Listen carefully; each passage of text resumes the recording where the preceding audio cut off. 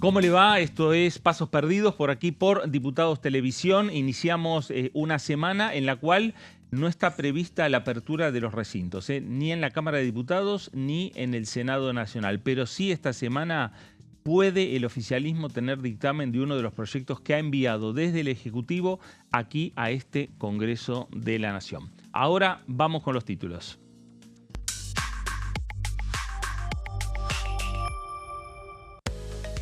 Ley de financiamiento universitario, el gobierno envió al Congreso una modificación. El objetivo es adecuar al presupuesto 2026.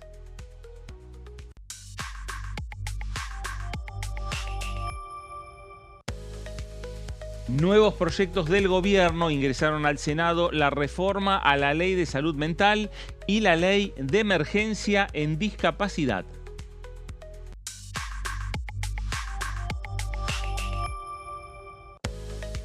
Reparación histórica Malvinas, proyecto de ley que busca saldar una deuda histórica del Estado con quienes fueron enviados al conflicto del Atlántico Sur en 1982 y para sus familias. Bueno, ahí tenemos la ventana abierta aquí en Pasos Perdidos, la ventana abierta en Diputados Televisión. Una tarde gris, una tarde plomiza, una tarde que en lo que llevamos del día estuvo amagando la lluvia en la ciudad de Buenos Aires. Señorita Melissa Jofré, señora Silvina Angiono, ¿cómo les va? ¿Cómo estás? Buenas tardes, ¿cómo andan? Hola, Bien. Fer, ¿todo bien? Bueno, bien, ahí teníamos la imagen de la ciudad de Buenos Aires y cómo está el clima, Sí, está destemplado. Destemplado, digamos, sí, no sabemos si va a llover, si no va a Tarde. llover. Sí, fue cambiando la temperatura, está destemplado tirando a fresquito. Ujú, sí. Ahí sí.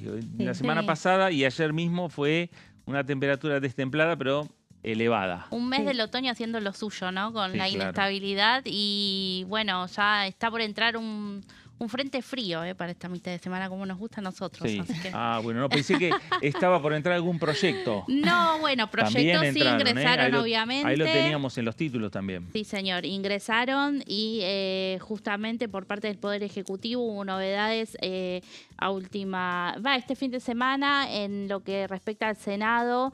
Ingresó una modificación de la Ley de Emergencia en Discapacidad y una reforma a la Ley de Salud Mental en cuanto a lo que tiene que ver con discapacidad.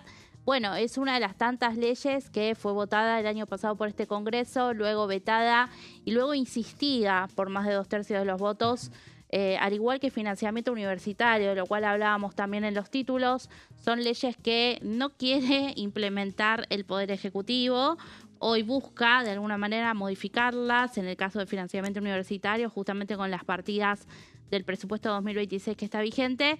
Y en el caso de discapacidad, bueno, una reforma mucho más profunda que veremos, ¿no?, en cada Cámara cuando se pone en debate estos dos temas que de alguna manera marcaron la discusión durante muchos meses el año pasado y se aproxima que lo volverán a hacer ahora en estos días. Bueno, Silvina, se va a avanzar en comisiones con algunos proyectos, los recintos cerrados, Sí, tanto los en recintos. diputados como en el Senado. Sí, no va a haber sesión esta semana. Veremos la próxima. Tenemos el informe del jefe de gabinete, así que esta semana sí vamos a tener la discusión, la apertura de la discusión por la ley Hojarasca mañana a las 15 en el plenario de comisiones de Asuntos Constitucionales y Legislación General, donde va a haber invitados. No va a venir el ministro de Regulación, pero sí van a venir los dos funcionarios claves del Ministerio de Regulación, Alejandro Cacase y Maximiliano Fariña, que van a informar sobre los detalles de la ley y después se va a someter al debate de los diputados y va a haber dictamen seguramente a finales de la tarde.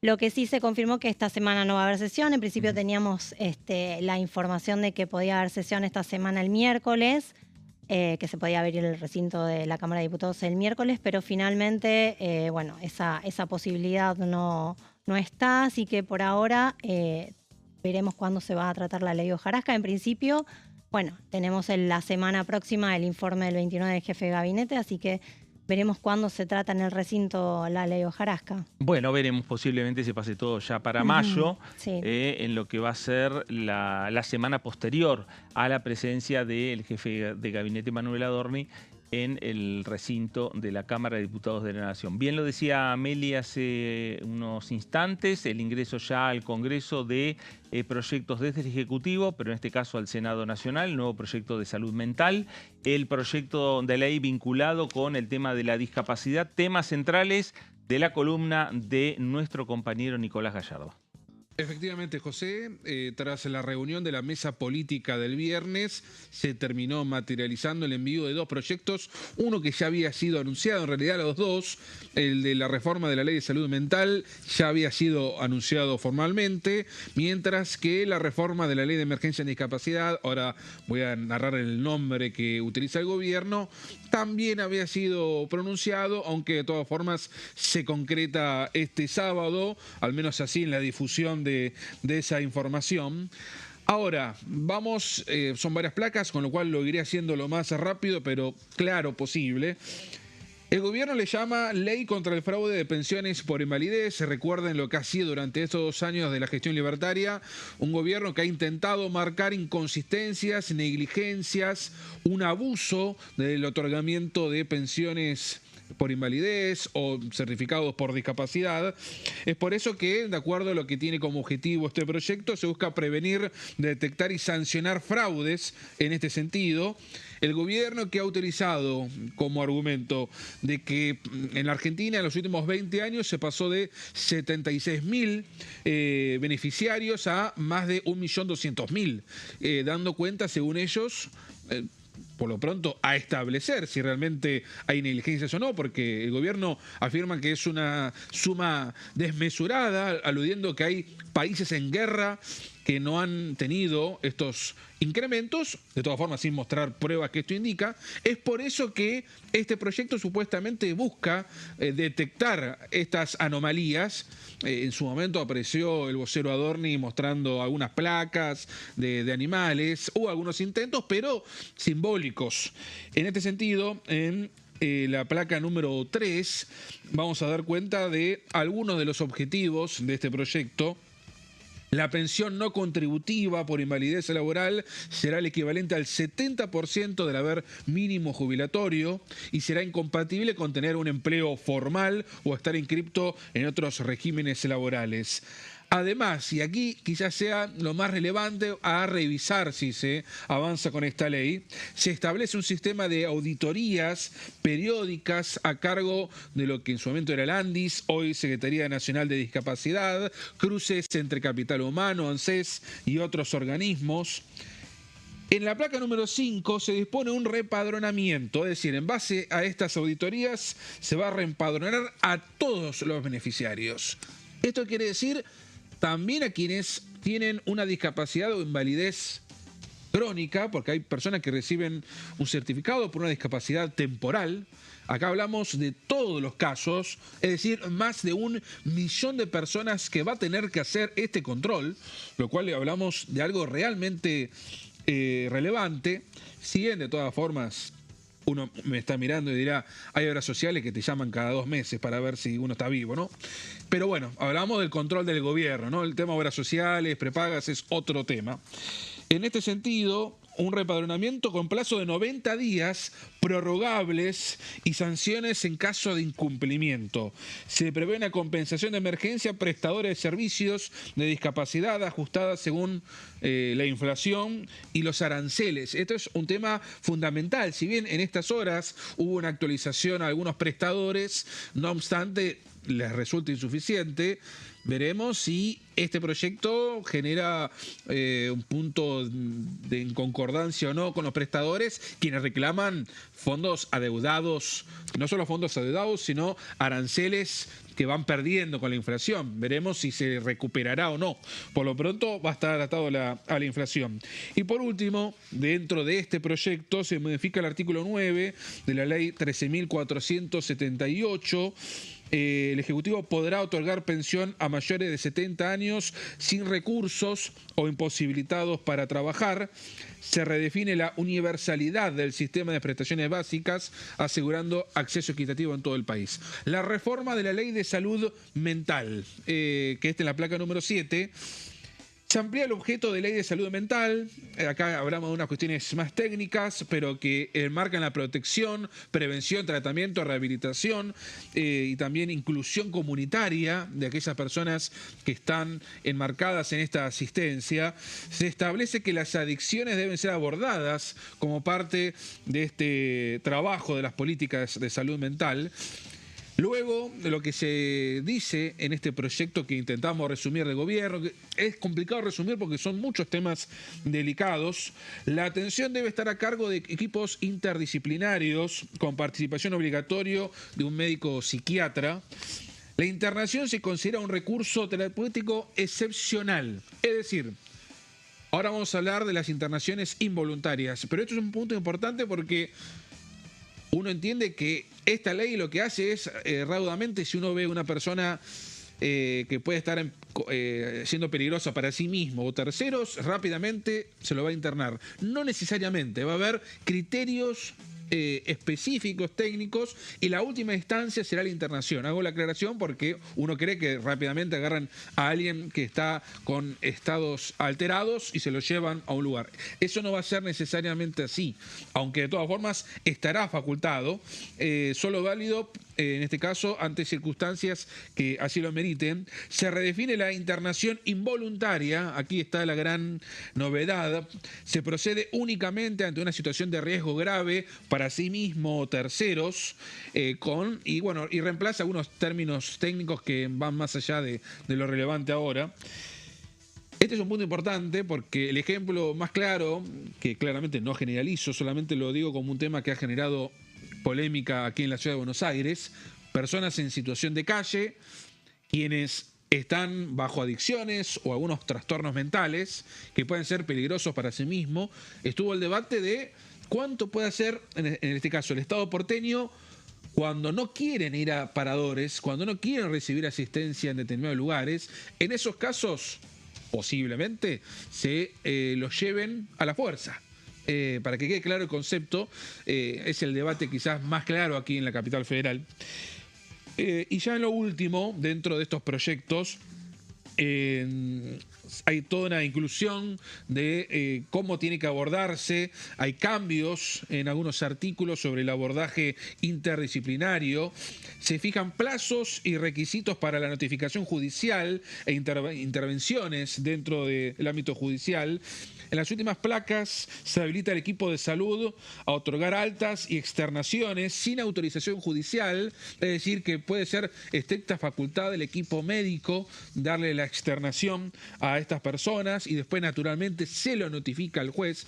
Este es otro tema importante para agilizar y de alguna manera evitar que la justicia termine entrando en cada situación y haciendo situaciones mucho más extensas e improductivas. Se obliga a familiares y representantes legales a cumplir con el deber del cuidado. Esto es otro punto importante en el momento del alta, es decir, se externa a una persona y se la insta a aquel familiar directo o tutor responsable que lo cuide.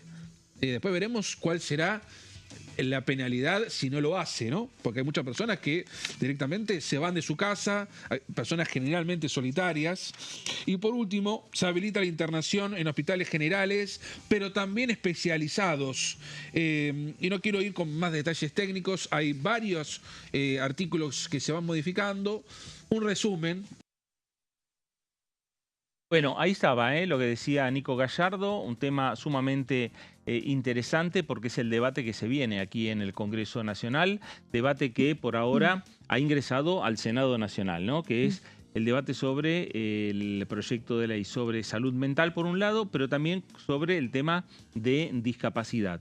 Debates que han cruzado esta Cámara, principalmente el tema de discapacidad, durante los últimos 2 años, 2024, 2025, casi conjuntamente, casi de la mano con el financiamiento universitario. Fueron 2 temas centrales que la oposición ha avanzado en construir mayorías y logrado la sanción, no solo en ambas cámaras legislativas, sino también la insistencia ante el veto presidencial.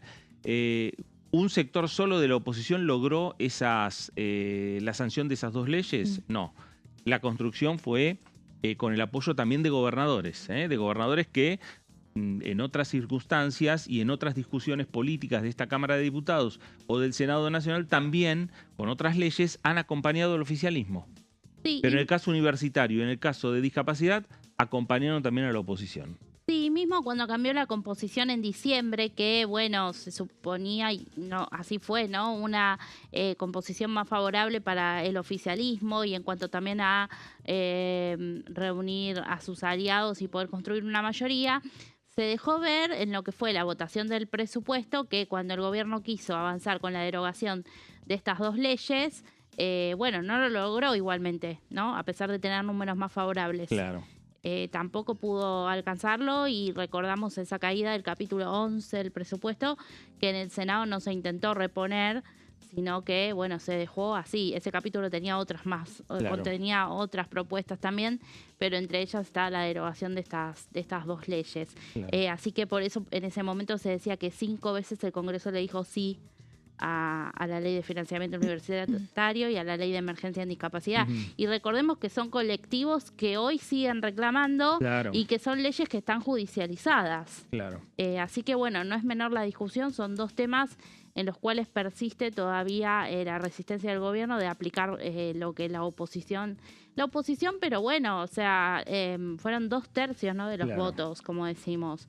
Fue el arco político, Muy no solo la amplio, ¿no? oposición más dura, sino también estaban Exacto. dentro de los aliados ahí. Exacto. Sí, era otro escenario, otro Sí. contexto y bueno, en esta oportunidad el gobierno también impulsando estas dos leyes que empiezan por el Senado y que después tendrán su turno aquí en diputados, ¿no? Veremos también cómo sale el debate en Senado. Seguramente, bueno, el oficialismo tiene los números Claro. para avanzar y después aquí en diputados empezará también el debate y bueno, acá por ahí los números se pueden complicar un poco más, pero seguramente el oficialismo cuenta con las mayorías necesarias como para sancionar las dos leyes, ¿no? Bueno, vamos a cambiar de tema porque nos tenemos que meter ya en lo que tiene que ver con el puertas hacia adentro también del bloque del oficialismo. Puertas hacia adentro de La Libertad Avanza. Nos visitó aquí en Diputados Televisión el diputado Lisandro Almirón, hombre de la provincia de Corrientes. Habló el rol de La Libertad Avanza en este Congreso Nacional, el trabajo que vienen haciendo en la Cámara de Diputados. Lo habló de esta manera.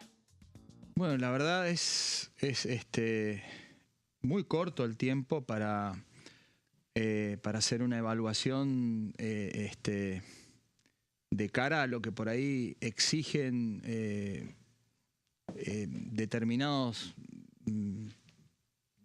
determinada parte de la sociedad. Creo que hay un gran sector que nos ha acompañado en octubre.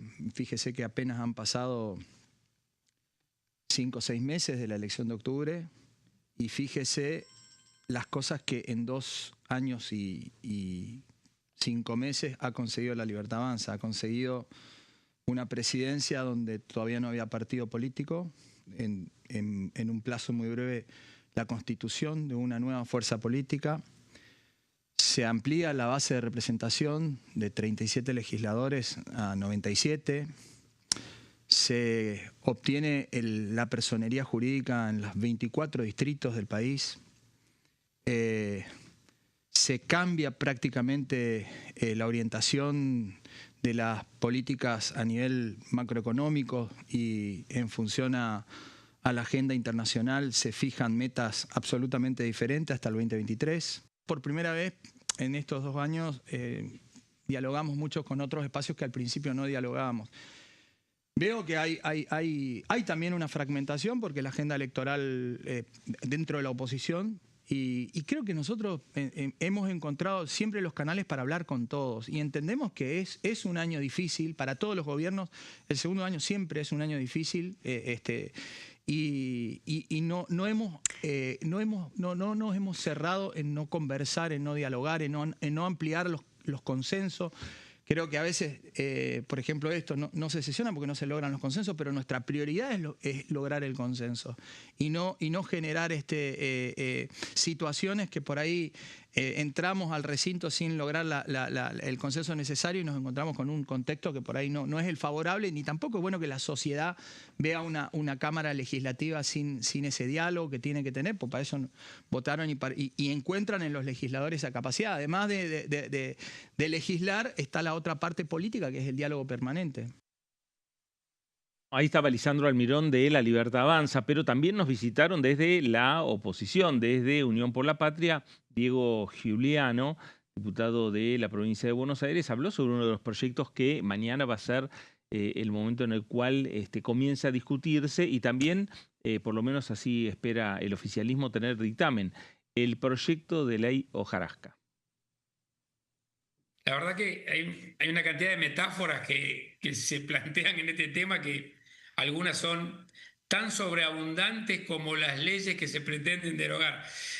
Digo, el proyecto se presenta como una tarea de limpieza normativa, como si estuviéramos frente a un simple ordenamiento técnico del sistema jurídico. Pero yo creo que no, que lo que hay detrás de esto no es una poda, sino que es un cambio de modelo de Estado, que es lo que propone muchas veces el gobierno con escasa argumentación. Yo diría, primero, creo que Sturzenegger debería tener alguna otra cosa más importante que hacer que esta. ¿Por qué le digo? Porque en el sistema constitucional existe lo que se llama la derogación por desuetudo, es decir, el desuso de las normas hace que se deroguen sin que haya necesidad de reunir al Parlamento para derogar, por ejemplo, la ley que tiene que ver con las penas de azotes, es decir, como sancionar penas de azotes. Eso no se usó hace siglo y medio, con lo cual está derogada por desuetudo, por desuso. No es necesario reunir al Congreso, porque si es hacer una poda o un ordenamiento normativo, le faltan un montón de leyes que tampoco se usan y que, bueno, no están consignadas en esta ley de hojarasca. Bueno, ahí estaba Diego Giuliano, ¿no? Diego Giuliano de Unión por la Patria por la provincia de Santa Fe. Sí. Claro, está Giuliano de la provincia de Buenos Aires, Pablo. que es el Pablo Giuliano, que es el radical. Sí, de Provincias Unidas. Hoy en Provincias Unidas. De Democracia para Siempre y ahora Provincias Unidas. Sí. Bueno, nos vamos a la pausa rápidamente. Hay mucha información. Quédese, enseguida estamos regresando. Estamos en Pasos Perdidos. Estamos en Diputados Televisión.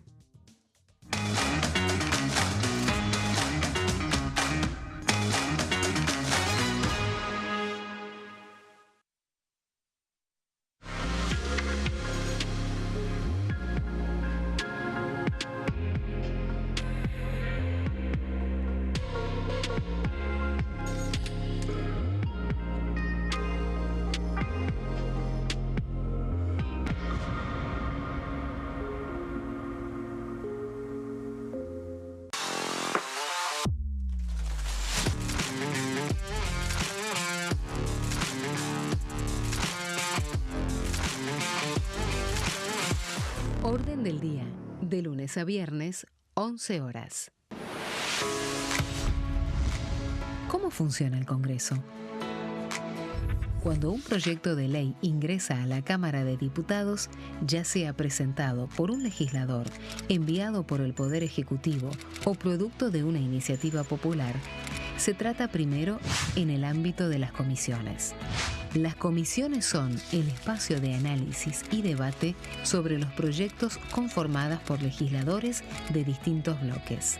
Hay 46 comisiones permanentes que son centrales en la discusión parlamentaria, como Presupuesto y Hacienda, Asuntos Constitucionales o Legislación General. Existen también 32 comisiones especiales que tratan temas específicos. En su mayoría son bicamerales, es decir, que están compuestas por diputados y senadores, como la bicameral de trámite legislativo, encargada de analizar los decretos del Poder Ejecutivo. Para que un proyecto sea tratado en el recinto, debe contar con el apoyo de la mayoría de los integrantes de las comisiones a las que haya sido girado. Al finalizar una reunión de comisión, se dictamina sobre la pertinencia de tratar el proyecto en el recinto.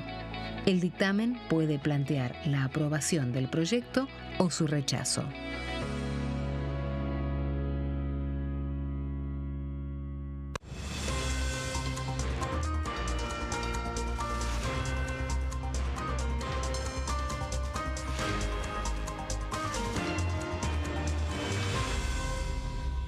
Consenso, de lunes a viernes, 12 horas. Leyes en un minuto. Acuerdo Mercosur-Unión Europea. Este acuerdo surge luego de 25 años de negociaciones entre ambos bloques y fue ratificado en diputados con 203 votos a favor, 42 en contra y 4 abstenciones. Gracias a esta ley, se crea una de las zonas de libre comercio más grandes del mundo, alcanzando a casi 800 millones de consumidores. En un contexto de fragmentación económica, funciona como una alianza estratégica de cara al futuro. Los puntos más importantes del acuerdo son la eliminación de impuestos y aranceles de importación, lo que facilita el comercio bilateral y la cooperación técnica entre ambos bloques. El acuerdo no se limita a bienes físicos, sino que también incluye regulaciones sobre servicios, propiedad intelectual y desarrollo mutuo. Además, establece un mayor acceso al mercado europeo para productos como carnes, vinos y agroindustria. Adicionalmente, contempla el ingreso de maquinaria y vehículos de origen europeo. Tras ser aprobado por el Congreso, Argentina y Uruguay se convirtieron en los primeros países del Mercosur en ratificar el acuerdo. Este acuerdo consolida una alianza comercial estratégica entre ambos bloques.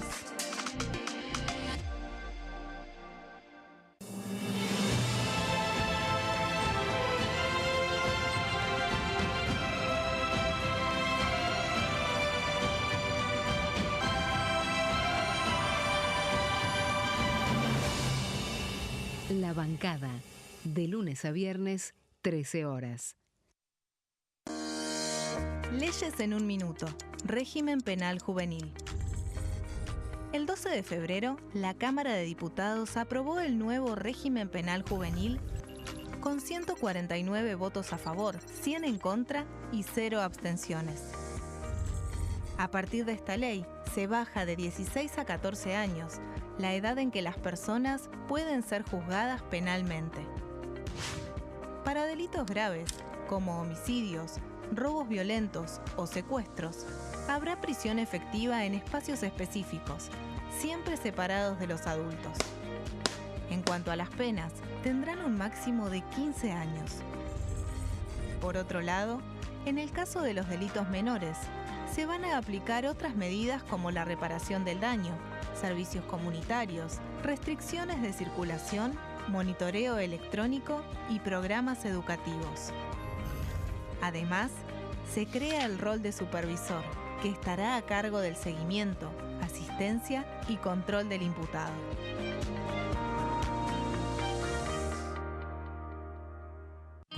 El sarampión es una enfermedad viral altamente contagiosa. Que no juegue con tu hijo. Puede poner en riesgo especialmente a menores de 5 años no vacunados. Ante la aparición de fiebre y manchas rojas en la piel, consulta de inmediato con un médico. La vacuna es la única forma de prevenirlo y es parte del calendario nacional de vacunación. Es segura, gratuita y está disponible en vacunatorios, centros de salud y hospitales públicos del país. Vos ya tenés esta vacuna. Dásela a tus hijos.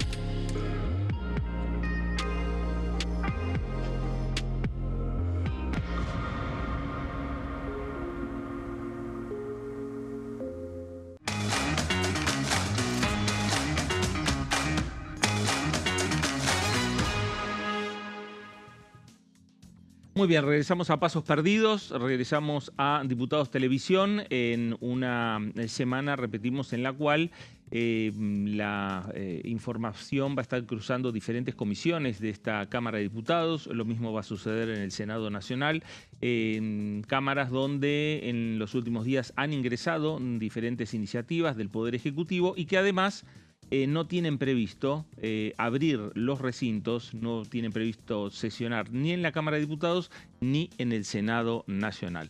Señora Silvina Angiono, tema central para el gobierno en las discusiones que se vienen es el financiamiento universitario. Sí, exacto, Fer. Es un proyecto que bueno, el Poder Ejecutivo había mandado en sesiones extraordinarias en febrero, en la segunda tanda del debate de extraordinarias. Y el proyecto en realidad no pudo ser debatido porque la reforma laboral fue la que centralizó el debate y bueno, finalmente no se pudo tratar y quedó para el periodo ordinario.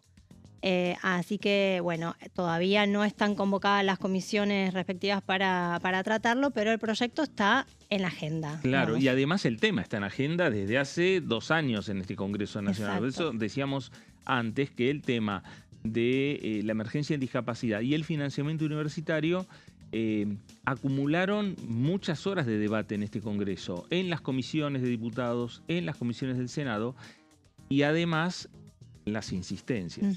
Sí, y los vetos también, que generaron el veto presidencial, con lo cual el tema, bueno, a instancias de la oposición había sido, digamos, de alguna manera puesto en agenda y ahora el oficialismo lo que hace es el Poder Ejecutivo impulsar una ley de financiamiento propia, digamos, impulsada por el mismo gobierno del presidente Javier Milei, para que el tema se instale nuevamente y bueno, como la ley en este momento, la ley que se aprobó en el Congreso del año pasado, está judicializada, no se puede aplicar. Entonces, bueno, para empezar a instalar el tema, el gobierno mandó un proyecto propio con partidas presupuestarias, digamos, incorporadas. Así que bueno, el proyecto como decíamos, es un proyecto que envió el Gobierno Nacional en febrero en sesiones extraordinarias. La reforma laboral finalmente hizo que este proyecto, digamos, quedara en un segundo plano y que sí se debata la reforma laboral. Entonces ahora vuelve el Ejecutivo a tratar de impulsarlo, que el Congreso lo trate ahora en este periodo ordinario, así que todavía no está, digamos, como decíamos, en agenda, pero sí hay una intención de tratarlo. Así que bueno, vamos a ver en la segunda plaquita. Bueno, lo que establece es un incremento del presupuesto vigente para el sistema de salud, sobre todo el sistema de salud universitario, en 80.000 millones de pesos. Y lo que propone son aumentos salariales escalonados del 4,1% en 3 tramos. Serían marzo, julio y septiembre. Esto, bueno, no por ahora es un proyecto, todavía no está puesto en debate y vamos a ver cuándo se convocan las comisiones, que son las comisiones de Presupuesto y Hacienda y Educación las que deberían tratarlo en un plenario de comisiones antes de llegar al recinto. Bueno, seguimos con la siguiente plaquita. Bueno, lo que se elimina es la recomposición del 2023-2024. Sí, lo que está estipulado en la ley, lo que establece es la recomposición salarial del 2025, no la del 2023-2024 que estaba en la ley, digamos, vigente, que no está aplicable, pero está en la ley vigente. Lo que establece también es la quita de la garantía de actualización según la inflación del INDEC. Sí. Así que, bueno, esto habrá que ver también cómo se va aplicando, ¿no? Bueno, hay que ver cuál es la recomposición salarial, que seguramente estará vinculada con los índices de inflación. ¿no? Sí, seguro. Lo que establece también es que a partir del 14,5% anual, si hay una inflación superior a eso, se puede llegar a debatir una actualización, a actualizar esos montos, ¿no? Bueno, y me parece que eso va a ser gran parte como eje de la discusión en las comisiones. Cuando se abra este proyecto en el recinto, la oposición va a decir, estamos de acuerdo con que haya una recomposición salarial 2025 y pensando también en base al presupuesto 2026 para este año. Ahora, ¿qué va a pasar con lo anterior? ¿no? Que es lo que en definitiva también se expresó el Congreso. Sí. Claro, sobre eso es lo que justamente, como decía Silvina, ¿no? Hasta dónde es que se contempla, ¿no?, este aumento y desde cuándo es el reclamo, ¿no? Claro. El reclamo está con un atraso a partir desde diciembre de 2023, decía la ley original en su momento, porque 2 veces se votó financiamiento Claro. universitario. También Claro. hay que recordar eso. Un proyecto que salió en el año 2024 y el de 2025 fue el que sí se pudo sostener, digamos, Claro. es decir, con la insistencia de ambas cámaras del Congreso. Los dos fueron vetados. Los dos fueron Claro. vetados, el primero, el de 2024, no se logró la insistencia y en el segundo sí, el año pasado. Claro. Recordemos que, bueno, como vos decías, es un reclamo que viene hace un montón de tiempo, hoy es 20 de abril. El 23 de abril de 2024, que fue esa marcha masiva que todo el mundo recuerda, la marcha en defensa de la universidad pública, que reunió a no solo a distintas generaciones, sino también de manera transversal a muchos sectores de la sociedad. Y bueno, a partir de allí comenzó todo lo que tiene que ver con este reclamo, que lo que se ve es en las aulas, ¿no? Claro. Con los docentes de paro, con clases que comenzaron a darse, más discontinuas, también con actividades o con ciertas jornadas que no pueden llevar a cabo las universidades por el presupuesto con el que cuentan. Bueno, anticipan que en caso de no cumplir el gobierno con la ley, que es justamente lo que apeló ahora, ¿no?, con un recurso extraordinario, van a volver a salir a las calles. Claro, Así que hay- está este conflicto latente. Exacto. Y hay que ver que entra en negociación con el Consejo Interuniversitario Nacional, que habría dado un aval a este proyecto. ¿Qué hay ahí entre esas conversaciones entre el CIN y el Ministerio de Capital Humano que comanda Sandra Petovelo? Porque recordemos, la Secretaría de Educación está bajo esa órbita. Y qué sucede aquí con los aliados, Claro. los demás bloques respecto de este proyecto, con la Bueno. justicia al mismo tiempo. Va a haber nuevas marchas, me Sí, parece. sí, ¿no? seguramente, porque bueno, esto es un reclamo, como decíamos, que es un reclamo de hace varios años que quedaron atrasados los sueldos docentes, entonces lo que busca también el gobierno también es instalar su propio el proyecto para que, bueno, también se puedan actualizar bajo esta decisión del gobierno de mantener el déficit cero. Claro. Bueno, seguimos ahí con las placas. El objetivo finalmente entonces del proyecto es armonizar las necesidades de financiamiento de las universidades nacionales con la realidad, o sea, las reales posibilidades de financiamiento del presupuesto 2026. O sea, que las partidas estén Claro. establecidas de alguna manera y no que, lo que cuestionaba el oficialismo era que se aprobaron estos proyectos el año pasado sin tener unas partidas, digamos, sin adecuarse al déficit cero y sin que haya un proyecto, unas partidas adecuadas y que, se diga de dónde salen, ¿no? Claro. Esas partidas. Supuestamente habría cierta garantía para que, según el proyecto, para tener las partidas presupuestarias en el marco de este presupuesto 2026. Sí, es lo que establece también el proyecto. Decíamos, este objetivo, la última plaquita entonces, que el gobierno, esto es lo que decía Meli recién, que el gobierno presentó el viernes un recurso ante la Corte Suprema para suspender la ley de financiamiento universitario mientras se puede avanzar con esta iniciativa que envió en febrero. O sea, Claro. es como tratar de que el proyecto finalmente avance en el Congreso mientras, suspender la ley a nivel judicial, ¿no? Para que no se pueda aplicar. Porque si no había un desembolso de, no sé si 25 billones de pesos para tratar de adecuar la ley, o sea, de aplicar la ley vigente. Entonces, no para tratar de aplicar la ley, una ley propia, Sí. el Ejecutivo está impulsando esta ley que, va a haber que tratar de negociar también con todos los bloques para ver Seguro. si puede imponerla, ¿no? Sin lugar a dudas, me parece que aquí también no solo está el desafío del oficialismo de avanzar con su proyecto, sino también está el desafío de la oposición. Ujú. ¿Qué hace la oposición? Sí, sobre todo teniendo en cuenta que el año pasado Sí, impulsó claro. este proyecto para tratar de equiparar los sueldos de los docentes, ¿no? Sí. Sí, Bueno, ahí me parece que la oposición va a decir, aprobamos esta ley, acompañamos, pero ¿qué pasa con lo anterior? Claro, 2,5 billones es lo que tendría que desembolsar el gobierno nacional para cumplir, sobre todo con más de 50 universidades nacionales, que eso también es lo que atraviesa justamente esta discusión fuertemente, porque es algo totalmente federal, cada provincia defiende su universidad, tiene obviamente también extensiones, ciertas universidades tienen extensiones, hay universidades, bueno, como la UBA, el claro ejemplo, los hospitales también estaban contemplados. El sistema de salud también. Exacto. Así que bueno, es una discusión bastante intensa que, bueno, como digo, habrá que ver cómo resuelven los respaldos los gobernadores y los distintos aliados a este nuevo proyecto que trae el Ejecutivo.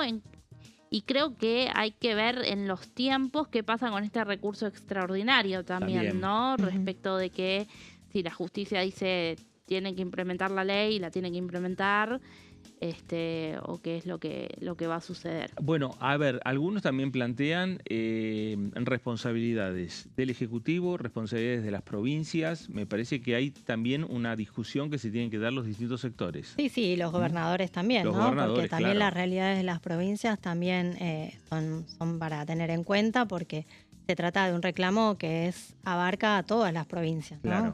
Exactamente. Y además al sistema de salud, porque por ejemplo en la UBA, el Hospital de Clínicas, es un hospital que también se dice que está de alguna manera falto de recursos y bueno, de alguna manera con estos 80.000 millones tal vez podían solucionarse en parte este tema que vienen denunciando, que vienen reclamando desde hace varios años los médicos y bueno, el personal todo del hospital, ¿no? Claro. Bueno, veremos a ver qué es lo que ocurre con los docentes, con los no docentes de las universidades nacionales. El tema está planteado. Hace 2 años que la oposición viene trabajando este tema, sancionó una norma, sancionó una ley que, bien decía Silvina, está judicializada. El oficialismo das otro paso. Y el paso siguiente, el paso que dio el oficialismo es traer su propio proyecto, discutir el financiamiento universitario de aquí en adelante, tomando, 2025, tomando este año 2026. A ver, veremos cómo se consensúa ese proyecto con las intenciones de la oposición, que repetimos, hace ya desde el año 2024 que viene buscando mejorar la situación de los docentes y no docentes, y veremos también qué es lo que hace el oficialismo ante los planteos de la oposición. Es una negociación política. 2025, 2026 estaría garantizado. Oficialismo y oposición se ponen de acuerdo. ¿Qué pasa 2023, 2024? Sí, seguramente el planteo habrá opositor que una negociación. Va a decir, el planteo opositor es insuficiente. Bueno. Seguro. A lo mejor en el medio de esa negociación aparece un porcentaje que resuma no la totalidad del 2023, 2024, pero que sea un número que sirva como una compensación por esos años y que se apruebe el proyecto y que de aquí en adelante ya esté, más actualizado los ingresos para los docentes, para los no docentes, para las universidades y para los hospitales que dependen de las universidades nacionales. Cambiamos de tema porque también desde la oposición hubo presentaciones de proyectos aquí en el Congreso Nacional este lunes. Lo hizo Natalia Saracho de Unión por la Patria, presentó un proyecto de ley vinculado con el desendeudamiento familiar. Escuchamos a la diputada. Bueno, hoy presentamos una ley con una mesa muy amplia donde no solamente estaba el equipo técnico que trabajó, sino vecinos que padecen estas deudas. Básicamente lo que plantea esta deuda, que tiene que haber una emergencia donde se tienen que revisar esas deudas porque se cobraron tasas usureras, abusándose de la necesidad y de la urgencia de la familia. Un fondo donde tiene que estar no solamente el privado, el Estado y las familias que quieren pagar sus deudas, regular y que se plantee también un monto de pago que no supere el 30% de los ingresos de la familia. Básicamente es poner en discusión lo que está pasando con las familias endeudadas, que no son casos aislados, que son casos consecuencia de la economía de nuestro país, del modelo económico que nos plantea este gobierno, y ponerlo en agenda me parece lo más importante, ¿no? Que puedan hablar los que realmente padecen. Esto surge porque, como sabrán, yo vivo en un barrio popular, pero también camino mucho distintos barrios, y en cada barrio que iba salía esta preocupación, cada vez que iba a hablar por un tema, salía el tema de las familias endeudadas, y esto tiene que quedar claro, no es un tema individual, es un tema colectivo, donde hay muchas familias que están endeudadas y que no es consecuencia de que no saben manejar su economía, sino que es consecuencia de este modelo que nos viene a plantear este gobierno. Ahí estaba Natalia Saracho con su proyecto, con su iniciativa, que ha presentado en el día de hoy aquí en esta Cámara de Diputados de la Nación, las diputadas de Unión por la Patria. No es un tema nuevo. La semana pasada ya se estuvo discutiendo este tema en una de las comisiones, en la Comisión de Defensa del Consumidor, la que encabeza Hugo Yasky, e incluso algunos deslizan la posibilidad de una nueva convocatoria en esa misma comisión y ver la posibilidad de firmar un dictamen. Sí, es un tema que forma parte de esta agenda que está tanteando la oposición, sobre todo el Bloque de Unión por la Patria, para ver si, bueno, se pueden construir sobre algunos temas, trabajar desde el Congreso, lograr una mayoría. Se está viendo, ¿no?, la posibilidad del próximo mes quizás convocar a una sesión y en la cual, aunque no haya quórum en una primera instancia, o quizás sí, pero bueno, tratar de ir, bueno, justamente viendo el escenario y viendo los apoyos o no a esta iniciativa que, bueno, hoy se presentó en una sala de aquí del anexo, estuvieron varios legisladores presentes, no solo Natalia Saracho, también Itaí Hatman, también Sabrina Selva. Justamente Sabrina Selva fue una de las diputadas que habló en esta jornada, y algo también de lo que dijo ahí, un poco dio a entender la diputada Saracho en estas palabras que escuchábamos, tiene que ver con, bueno, qué formas de financiamiento también están provocando el endeudamiento de las familias, sobre todo en barrios vulnerables, que tienen que ver con este rol también que muchas veces lamentablemente adquiere el narcotráfico, ¿no? En parte de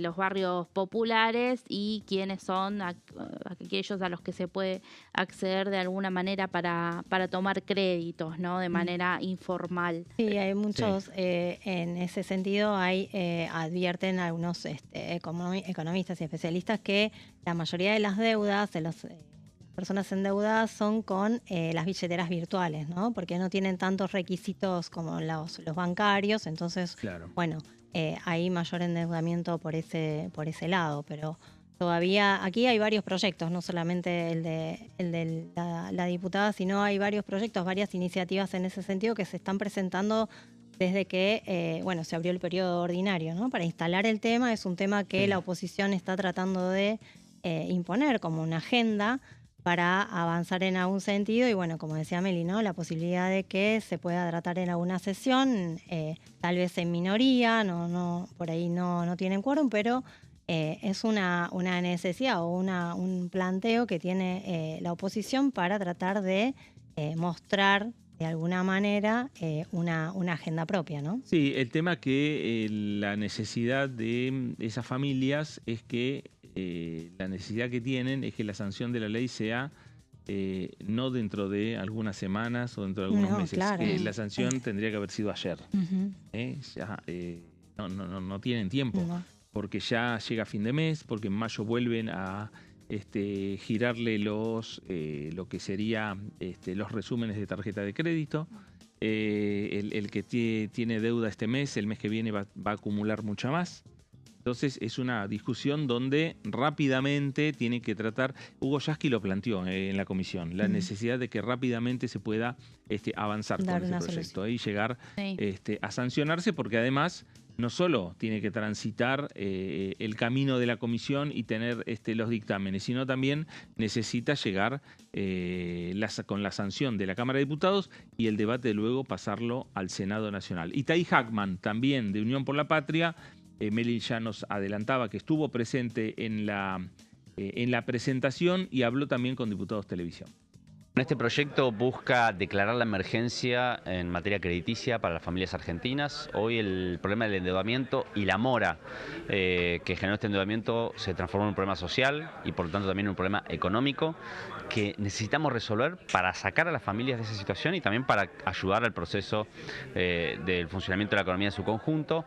Básicamente proponemos crear un fondo para refinanciar las deudas de las familias y de esa manera tratar de resolver un problema que se ha tornado muy grave. Hoy en la Argentina la mora en los créditos de personales se ha triplicado en estos 2 años, la mora con tarjeta de crédito se ha sextuplicado y en la deuda con entidades no bancarias asciende al 25%. Si no resolvemos este problema, no vamos a poder resolver el resto de los problemas que tienen hoy muchas familias argentinas.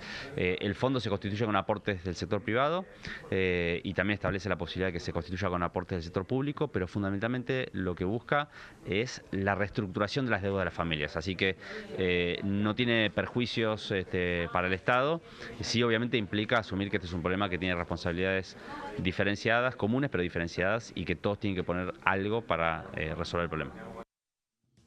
No, ahí lo teníamos a Itai Hackman, antes le escuchábamos a Natalia Saracho, el tema está planteado, el tema viene también discutiéndose desde la semana pasada en la Comisión de Defensa del Consumidor, la que preside Hugo Yasky.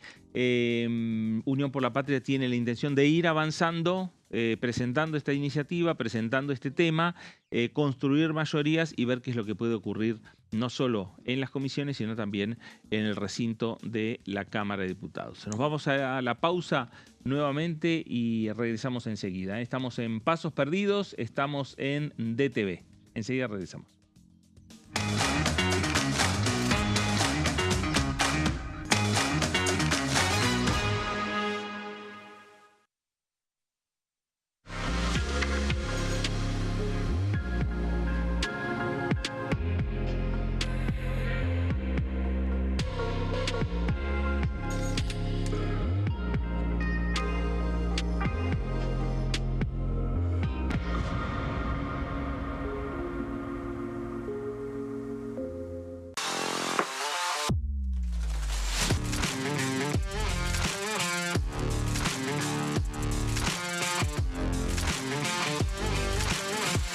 Orden del día, de lunes a viernes, 11 horas. ¿Cómo funciona el Congreso? Cuando un proyecto de ley ingresa a la Cámara de Diputados, ya sea presentado por un legislador, enviado por el Poder Ejecutivo o producto de una iniciativa popular, se trata primero en el ámbito de las comisiones. Las comisiones son el espacio de análisis y debate sobre los proyectos conformadas por legisladores de distintos bloques. Hay 46 comisiones permanentes que son centrales en la discusión parlamentaria, como Presupuesto y Hacienda, Asuntos Constitucionales o Legislación General. Existen también 32 comisiones especiales que tratan temas específicos. En su mayoría son bicamerales, es decir, que están compuestas por diputados y senadores, como la bicameral de trámite legislativo, encargada de analizar los decretos del Poder Ejecutivo. Para que un proyecto sea tratado en el recinto, debe contar con el apoyo de la mayoría de los integrantes de las comisiones a las que haya sido girado. Al finalizar una reunión de comisión, se dictamina sobre la pertinencia de tratar el proyecto en el recinto. El dictamen puede plantear la aprobación del proyecto o su rechazo.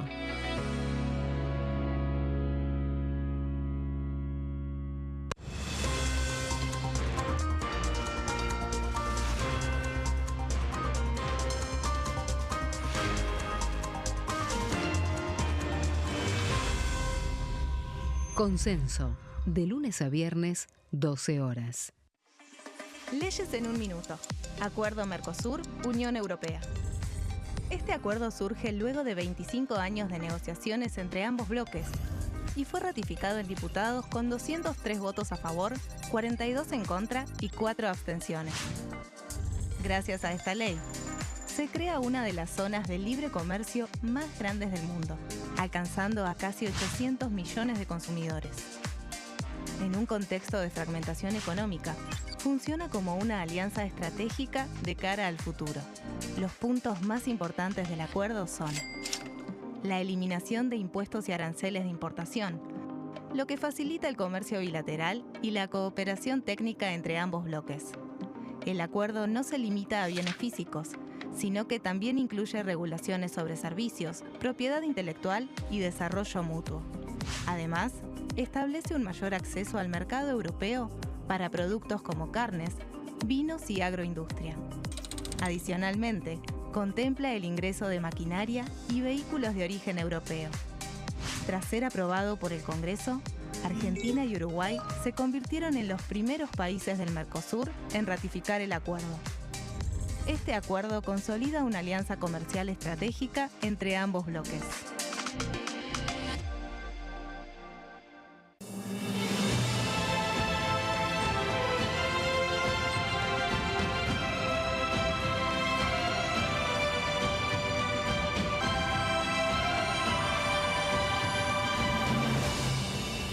La Bancada, de lunes a viernes, 13 horas. Leyes en un minuto. Régimen penal juvenil. El 12 de febrero, la Cámara de Diputados aprobó el nuevo régimen penal juvenil con 149 votos a favor, 100 en contra y 0 abstenciones. A partir de esta ley, se baja de 16 a 14 años la edad en que las personas pueden ser juzgadas penalmente. Para delitos graves, como homicidios, robos violentos o secuestros, habrá prisión efectiva en espacios específicos, siempre separados de los adultos. En cuanto a las penas, tendrán un máximo de 15 años. Por otro lado, en el caso de los delitos menores, se van a aplicar otras medidas como la reparación del daño, servicios comunitarios, restricciones de circulación, monitoreo electrónico y programas educativos. Además, se crea el rol de supervisor, que estará a cargo del seguimiento, asistencia y control del imputado.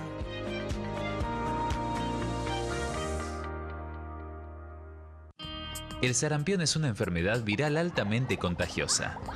Que no juegue con tu hijo. Puede poner en riesgo especialmente a menores de 5 años no vacunados. Ante la aparición de fiebre y manchas rojas en la piel, consulta de inmediato con un médico. La vacuna es la única forma de prevenirlo y es parte del calendario nacional de vacunación. Es segura, gratuita y está disponible en vacunatorios, centros de salud y hospitales públicos del país. Vos ya tenés esta vacuna. Dásela a tus hijos.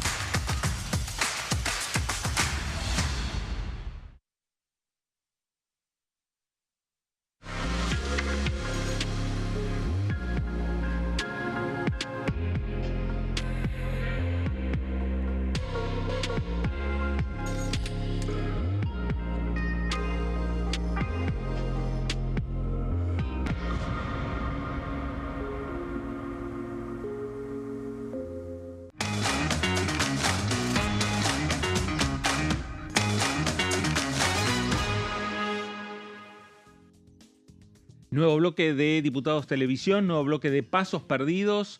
en el cual estamos iniciando esta semana, estamos analizando los diferentes proyectos, diferentes iniciativas que el Ejecutivo ha enviado en los últimos días, ya cerrando el viernes, aquí a este Congreso de la Nación. El proyecto de ley de salud mental, una nueva iniciativa, un nuevo proyecto que aterrizó en el Senado Nacional. Lo mismo también un proyecto vinculado con la emergencia en discapacidad. Paralelamente se abre la discusión en esta Cámara de Diputados respecto al proyecto de ley Hojarasca, proyecto que el oficialismo espera esta semana tener el dictamen correspondiente. Y también otra de las discusiones que Silvina Angione ya nos adelantaba, que es el proyecto, la discusión del proyecto del financiamiento para las universidades nacionales. Temas centrales en lo que tiene que ver con la tarea de este Congreso Nacional. Gonzalo Soraberrieta también nos preparó un informe sobre los temas que se vienen debatiendo en esta Cámara de Diputados. Vamos a hablar de lo que fue el primer relevamiento a nivel nacional de personas en situación de calle, que en este caso, bueno, hablamos del primer relevamiento dentro de lo que es la cartera del Ministerio de Capital Humano, el primer relevamiento que realizó como ministra la justamente persona vinculante, ¿no?, al Poder Ejecutivo y tan cercana, ¿no?, a Javier Milei como es Sandra Petovelo, con un trabajo mancomunado que ahora lo vamos a repasar justamente. Ahí está. Se realizó en 19 provincias del país. Esto es un dato importante porque lógicamente quedaron 5 provincias fuera en lo que era básicamente una organización donde se planteaba la posibilidad con un aviso formal a través de la cartera de Capital Humano a nivel nacional para la adhesión o no de las provincias de formar parte de este relevamiento. Bueno, la respuesta positiva fue por parte de 19 de las provincias argentinas y en este caso han quedado 5 distritos afuera que ahora igual los vamos a repasar. El operativo, recién decíamos, no solamente fue y estuvo a cargo del Ministerio de Capital Humano, sino además también tuvo una coordinación con la Secretaría de Niñez, Adolescencia, Familia y por la Subsecretaría de Promoción Humana. Esto es importante remarcarlo porque estamos hablando lógicamente de lo que implica el trabajo de las familias, de las niñeces, que también lamentablemente en muchos casos y lamentablemente están en situación de calle. Bueno, ahí estamos viendo algunas imágenes justamente del recorrido de la ministra Sandra Petovelo en esta tarea de territorio, que hay que remarcarlo. Y vamos a empezar a hacer el repaso justamente de algunos datos importantes, ¿no? Porque si hablamos de un relevamiento, hablamos de estadísticas, hablamos de números y tenemos que ir al número concreto. Vamos a ir a la siguiente placa para que se entienda de lo que estamos hablando. Y hablamos de un resultado de 9.421 personas que se encuentran en situación de calle hoy en día en la República Argentina, teniendo en cuenta que faltaron 5 provincias tomar en el registro como datos. Así que es un número que tenemos que tomarlo, sí. Claramente, tenemos que tomar este número de más de 9.000 personas en situación de calle, que claramente es impactante. Hay quienes me puedan decir, y la verdad, dentro de la cantidad de habitantes, ese número queda chico, pero estamos hablando de personas que se encuentran durmiendo y viviendo en la calle. Es un número que es importante tenerlo en cuenta, no solamente para la estadística, sino para lo que se puede implementar en cuanto a políticas públicas de aquí en adelante también. Para eso sirven estos relevamientos y es un número muy engrosado y teniendo en cuenta que faltan 5 provincias en el relevamiento, no es menor. De esas 9.421 personas que dieron como resultado en situación de calle, el 83% son varones.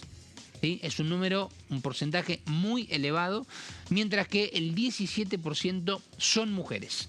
Dentro de este 17% también, me imagino, debe haber un análisis exhaustivo, que a veces no es tan sencillo porque uno esto lo puede observar inclusive cuando va caminando por las calles, puede ser en la Ciudad Autónoma de Buenos Aires, en la provincia de Buenos Aires o de donde sean, de la provincia que estén mirando. En muchos casos, y lamentablemente y muy tristemente, ese 17% de mujeres vienen con el cuidado de un niño, por ejemplo, de un hijo que también está en esa situación de calle.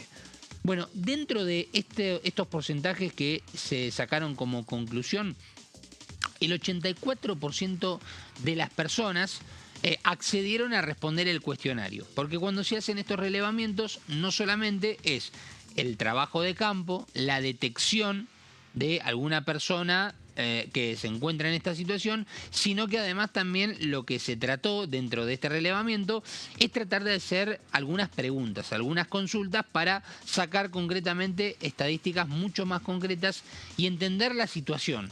Cómo viene justamente esta situación para todas estas personas respecto a, bueno, la cantidad de años que llevan o el tiempo que llevan en situación de calle, que no es un dato menor.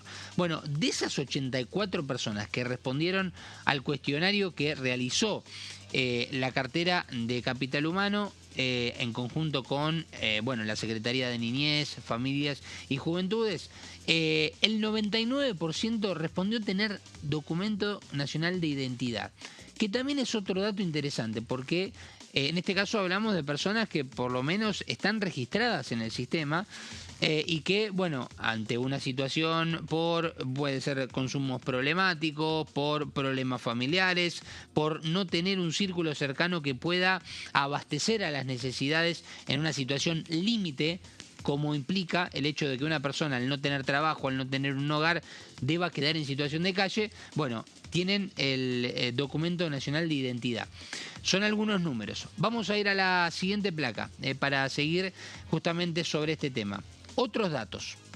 El 92% de estas 9.421 personas registradas en situación de calle, el 92% son mayores de 18 años.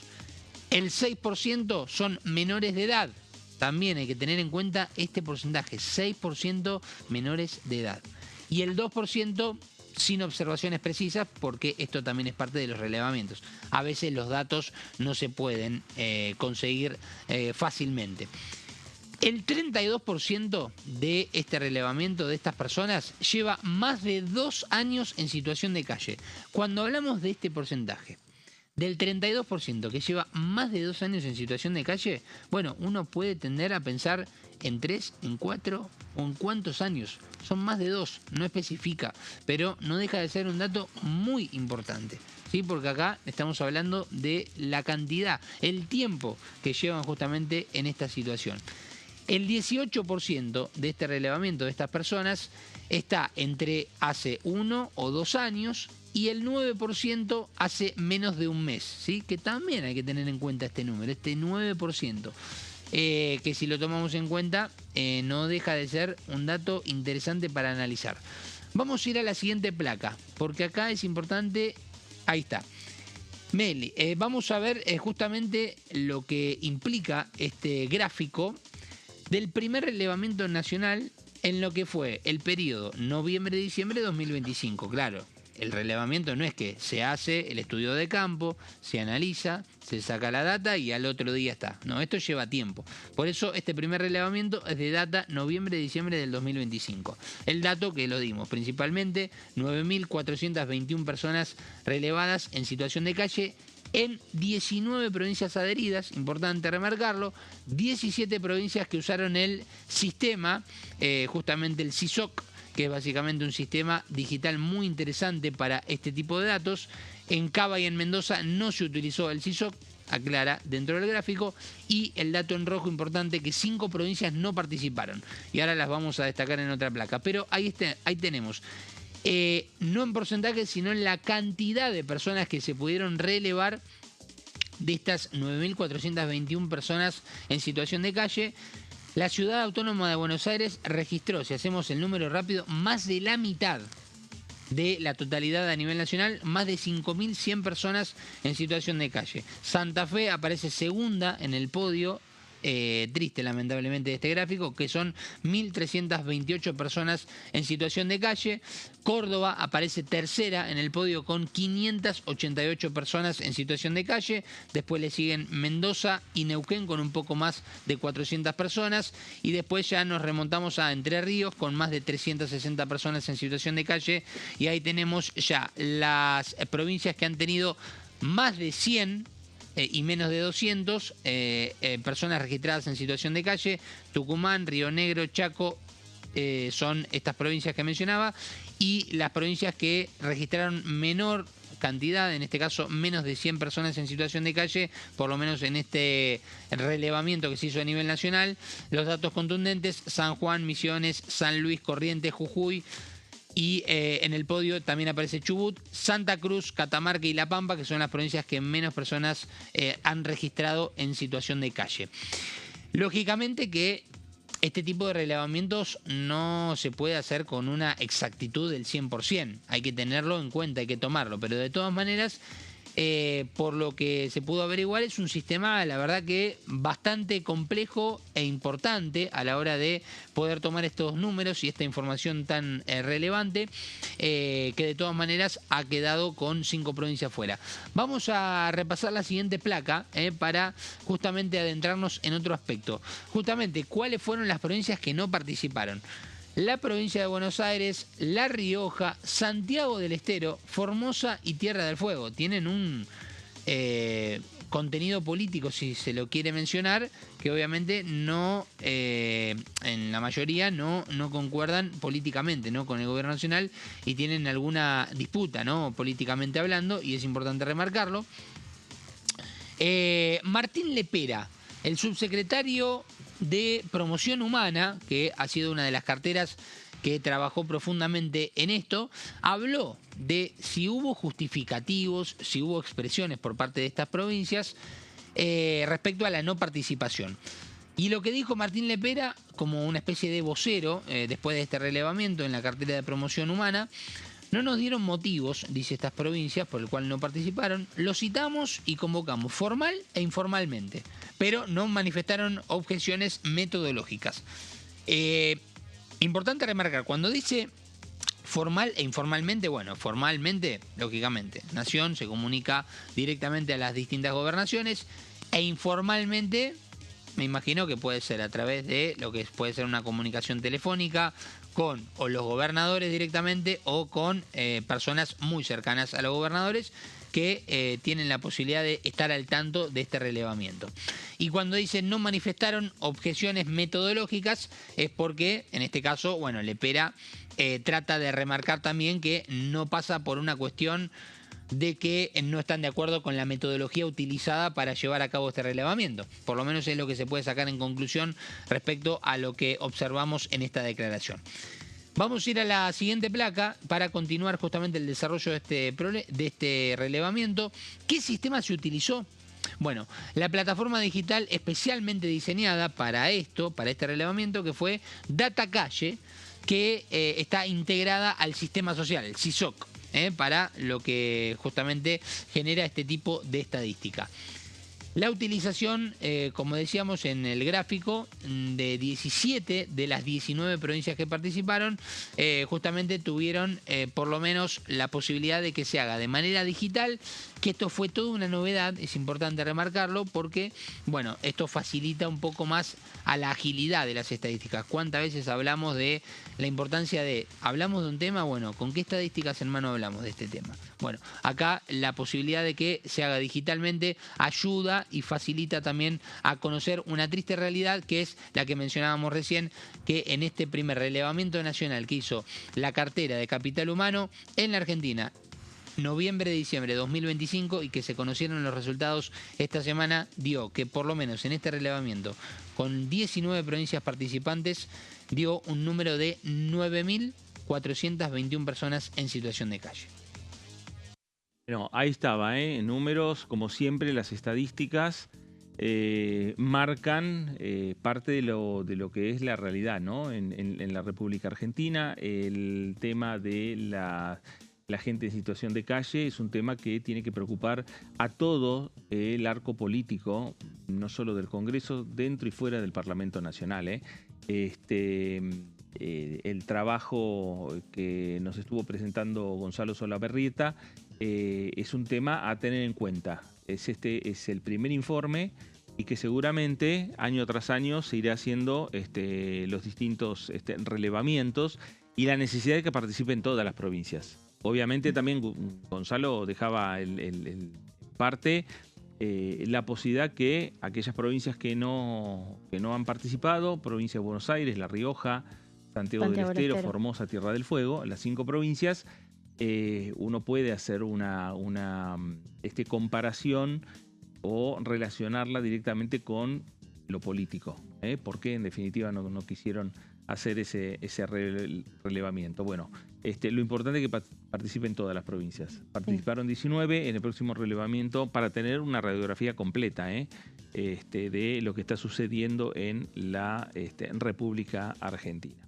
Bueno, cambiamos de tema y hablamos también de la actividad por la cual está cruzando esta Cámara de Diputados la información y que tiene que ver, Meli, con aquellos acuerdos internacionales que Argentina suscribió en distintos momentos con distintos gobiernos, pero que en definitiva el Congreso Nacional tiene que ratificarlos. No solo se discuten convenios firmados recientemente por el presidente Javier Milei. Hay convenios de hace mucho tiempo que son en muchos casos convenios bilaterales. Así es, Fernando, y bueno, la Comisión de Relaciones Exteriores y Culto ha tenido una actividad bastante intensa durante la última semana y hoy trajimos justamente una recopilación de todos los tratados que se pudieron justamente debatir no solo en esta comisión, sino que estuvo en plenarios con otras, ¿no? Dependiendo de la materia de la cual se trataba cada acuerdo internacional. Bueno, allí se reunían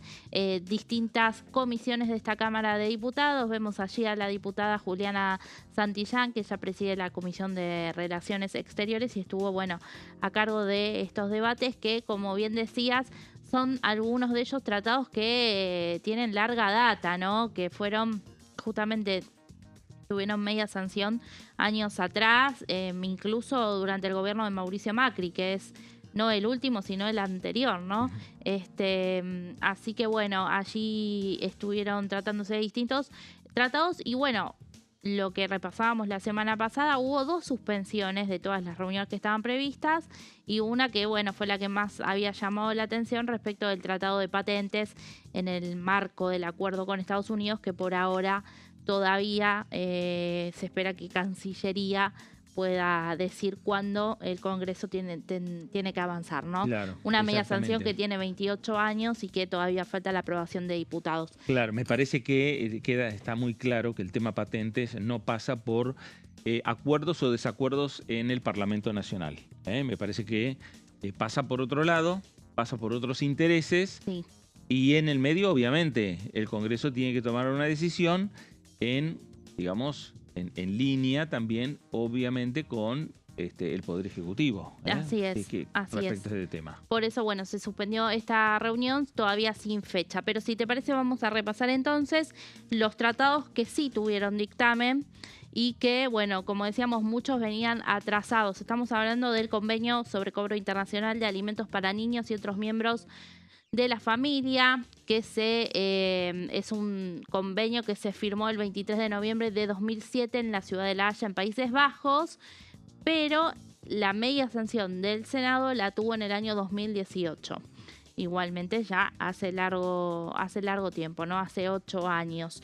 Este tratado se debatió junto a la Comisión de Legislación General y bueno, lo que busca justamente es garantizar la eficacia en el cobro de las cuotas alimentarias, ¿no? Tanto para niños como para cónyuges u otros miembros de la familia cuando el deudor de alimentos se encuentre justamente en otro país y de esta manera se busca garantizar los derechos de niños, niñas y adolescentes porque abarca las obligaciones alimentarias para personas hasta los 21 años.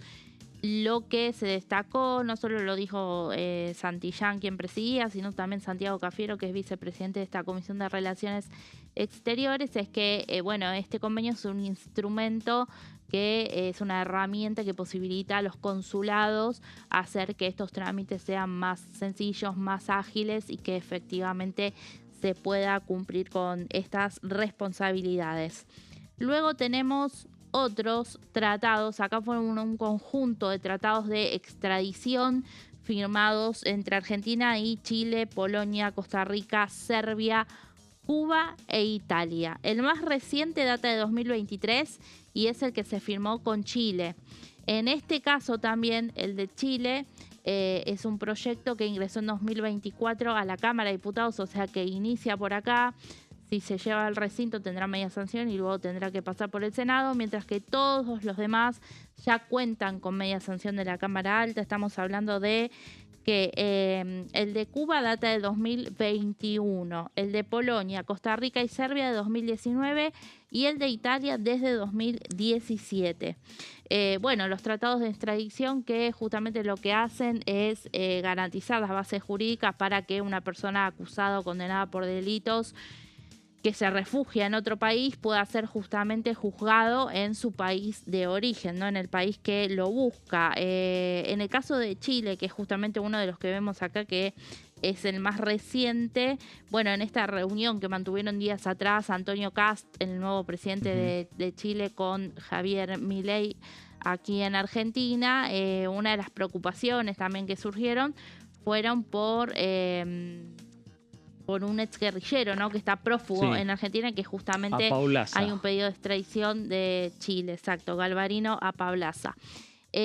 Bueno, después tenemos todos los tratados de extradición, decimos, se trataron con la Comisión de Legislación Penal. Avanzamos al Convenio Internacional sobre Remoción de Restos de Naufragio, que fue firmado el 18 de mayo de 2007 en la ciudad de Nairobi, República de Kenia. Acá se trató de un plenario con intereses, con la Comisión de Intereses Marítimos.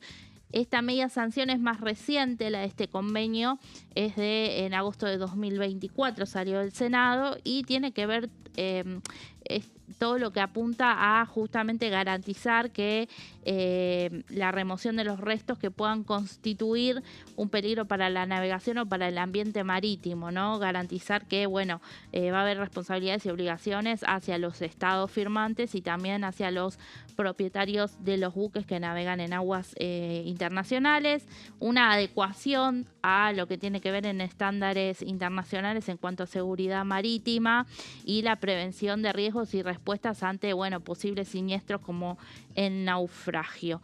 Lo que surgió acá en este plenario cuando se trató fue también un planteo de la oposición respecto de la licitación de la hidrovía y allí, bueno, un pedido a la Comisión de Intereses Marítimos para que lo pueda tratar.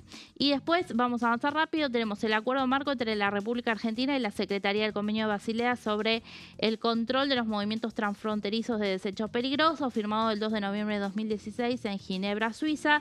Se trató junto a la Comisión de Recursos Naturales.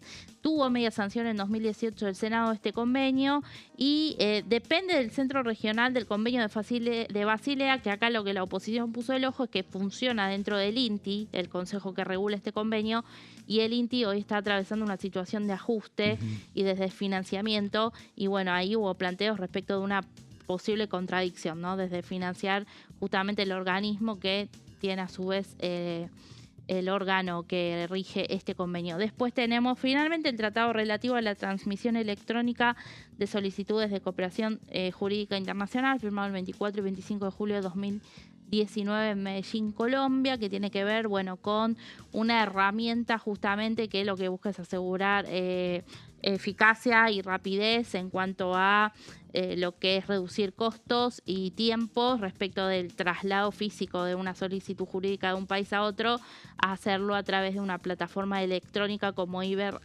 que es la que garantiza justamente este tratado. Así que todo este paquete ya está dictaminado y puede ir a una eventual próxima sesión. Muy bien, gracias Meli. Nos vamos rápidamente con toda esta información, rápidamente a la pausa. Quédese, estamos en Diputados Televisión, regresamos enseguida.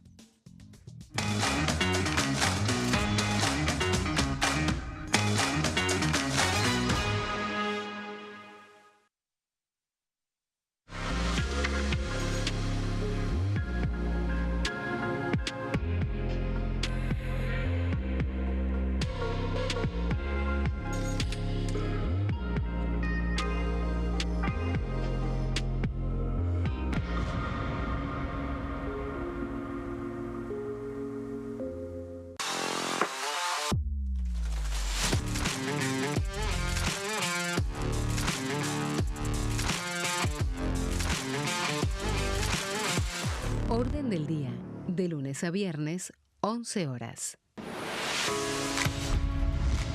¿Cómo funciona el Congreso? Cuando un proyecto de ley ingresa a la Cámara de Diputados, ya sea presentado por un legislador, enviado por el Poder Ejecutivo o producto de una iniciativa popular, se trata primero en el ámbito de las comisiones. Las comisiones son el espacio de análisis y debate sobre los proyectos conformadas por legisladores de distintos bloques. Hay 46 comisiones permanentes que son centrales en la discusión parlamentaria, como Presupuesto y Hacienda, Asuntos Constitucionales o Legislación General. Existen también 32 comisiones especiales que tratan temas específicos. En su mayoría son bicamerales, es decir, que están compuestas por diputados y senadores, como la bicameral de trámite legislativo, encargada de analizar los decretos del Poder Ejecutivo. Para que un proyecto sea tratado en el recinto, debe contar con el apoyo de la mayoría de los integrantes de las comisiones a las que haya sido girado. Al finalizar una reunión de comisión, se dictamina sobre la pertinencia de tratar el proyecto en el recinto. El dictamen puede plantear la aprobación del proyecto o su rechazo.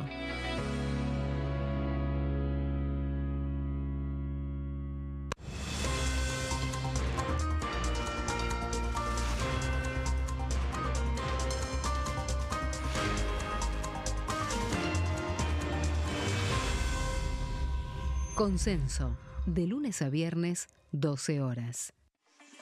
Leyes en un minuto. Acuerdo Mercosur, Unión Europea. Este acuerdo surge luego de 25 años de negociaciones entre ambos bloques y fue ratificado en diputados con 203 votos a favor, 42 en contra y 4 abstenciones. Gracias a esta ley, se crea una de las zonas de libre comercio más grandes del mundo, alcanzando a casi 800 millones de consumidores. En un contexto de fragmentación económica, funciona como una alianza estratégica de cara al futuro. Los puntos más importantes del acuerdo son la eliminación de impuestos y aranceles de importación, lo que facilita el comercio bilateral y la cooperación técnica entre ambos bloques. El acuerdo no se limita a bienes físicos, sino que también incluye regulaciones sobre servicios, propiedad intelectual y desarrollo mutuo. Además, establece un mayor acceso al mercado europeo para productos como carnes, vinos y agroindustria. Adicionalmente, contempla el ingreso de maquinaria y vehículos de origen europeo. Tras ser aprobado por el Congreso, Argentina y Uruguay se convirtieron en los primeros países del Mercosur en ratificar el acuerdo. Este acuerdo consolida una alianza comercial estratégica entre ambos bloques.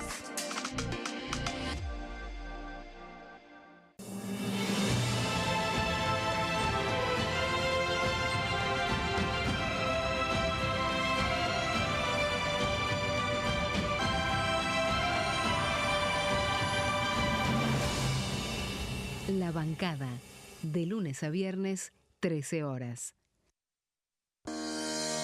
Leyes en un minuto. Régimen penal juvenil. El 12 de febrero, la Cámara de Diputados aprobó el nuevo régimen penal juvenil con 149 votos a favor, 100 en contra y 0 abstenciones.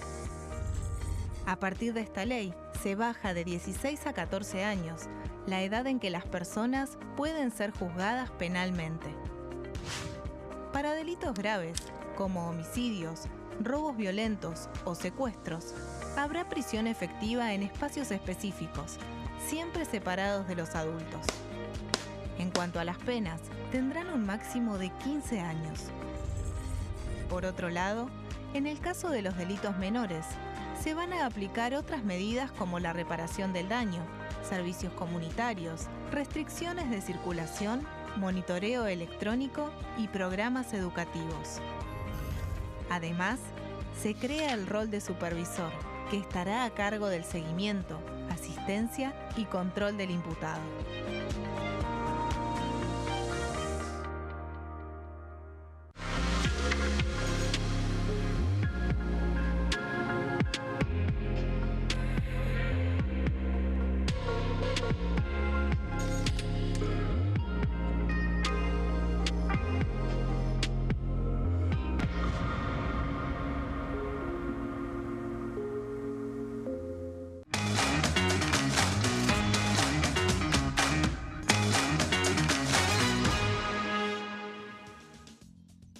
Muy bien, último bloque de Pasos Perdidos por aquí por Diputados Televisión. Hablamos de uno de los temas que se va dando habitualmente en esta Cámara Baja. Lo mismo sucede en el Senado Nacional por parte de los integrantes de ambos cuerpos legislativos que presentan proyectos para declarar de interés, para declarar por parte de este Congreso Nacional como una declaración importante y de respaldo, algún texto, algún libro, cuando se presenta por parte de un autor determinado sobre determinados temas que hay que a partir de lo que escribió el autor.